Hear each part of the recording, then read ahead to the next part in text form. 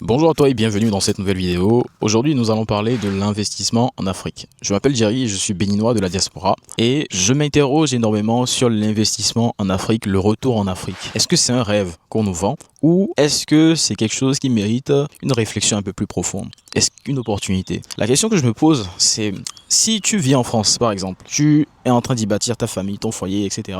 Pourquoi l'investissement en Afrique devrait faire sens? Écoutez-moi bien, ce que j'essaie de dire, ce n'est pas que investir en Afrique c'est mal ou mauvais, mais on a cette tendance à se dire tous, ouais, l'Afrique c'est l'endroit où il faut investir, c'est le moment d'investir, c'est voilà, il faut investir en Afrique maintenant. Et en fait, tout le monde conscientise ça.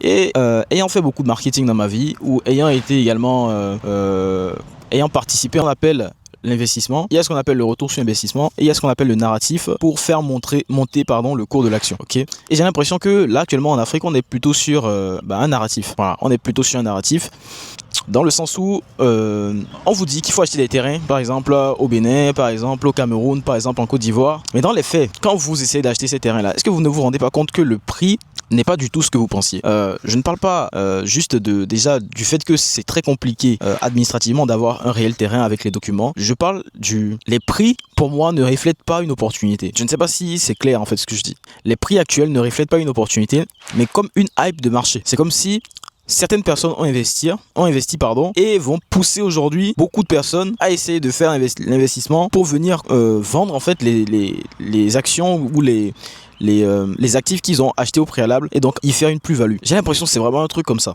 Alors je me trompe peut-être, et ayant été au Bénin il y a quelques mois, quelques années, effectivement on est sur une pente ascendante. L'Afrique c'est un continent qui est jeune et sur lequel il y a beaucoup de choses à construire. Maintenant la question c'est, est-ce qu'on investit parce que c'est une hype, tout le monde se dit c'est bien, est-ce que vous ne voyez pas que c'est comme le narratif des crypto-monnaies ou de la bourse? Est-ce que vous ne sentez pas la même chose en fait? Est-ce que vous ne ressentez pas que c'est comme une hype en fait?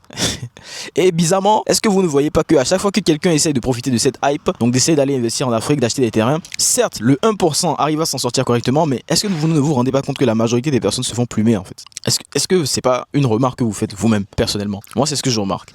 Donc je me pose la question, est-ce que investir en Afrique c'est légitime? Je ne dis pas qu'il faut investir en Europe, c'est pas ce que je dis. Je me pose juste la question de pourquoi tout ce tapage médiatique autour de l'investissement en Afrique? Est-ce que c'est des personnes qui ont, elles, déjà investi en Afrique et qui essaient de vous revendre leurs biens, qui en font la promotion? Parce que dites-moi, comment est-ce que vous savez qu'il faut investir en Afrique? N'est-ce pas à travers les vidéos YouTube que vous voyez, de promoteurs qui parlent du retour en Afrique, etc. Donc est-ce pertinent? Est-ce qu'un investissement se base sur une hype? Et on revient du coup au point de vue fondamental à la vision que j'aimerais inculquer. On n'investit pas parce qu'on aime l'Afrique. On n'investit pas parce qu'on est content de ci ou de ça. On investit parce que on entrevoit dans un actif une possibilité de hausse, on entrevoit une prise de valeur dans l'actif et on se positionne bien avant tout le monde, avant que l'actif ne prenne de la valeur.